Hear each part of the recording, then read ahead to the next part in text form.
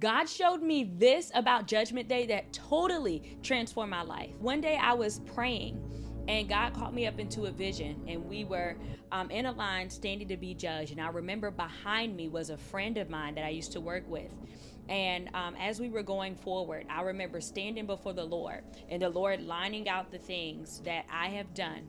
And then at the end, he says, "Well done, my good and faithful servant."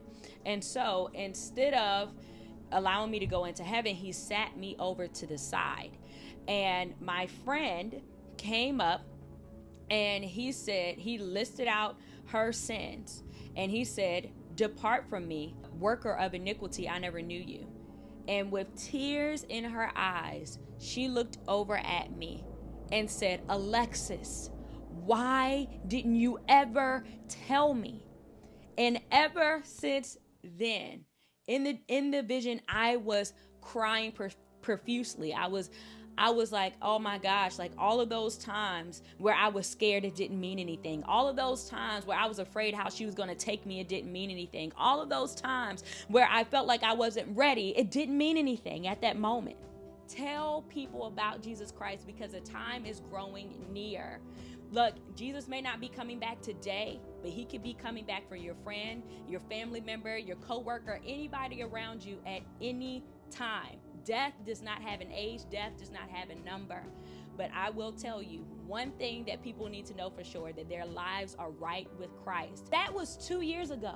If you notice that somebody passes away or they get deathly ill, you notice that those trivial conversations or some little disagreements that you may have had, it really doesn't mean that much anymore, that you value the person's life. So if you see somebody standing in a building that is burning that they may not see, you don't cower back, but you cry aloud and say, "Hey, get out," because they're not looking at the bigger thing that is happening. And I told the Lord, I said, "Lord, I'm done with worrying about those temporary feelings of my flesh. I'm done with the lies that the enemy try to put in my head that I can't share my testimony, that I'm pushing or forcing my religion on somebody, or, somebody's not going to accept me anymore." Those things don't matter when it comes to the eternal judgment. God has called each and every one of us to the Great Commission, which is to share the gospel of Jesus Christ. Did you know that you can't take any of these materialistic things with you to heaven, but one thing you can take with you to heaven is people? I pray that God gives you a hunger for souls, gives you the hunger to be a laborer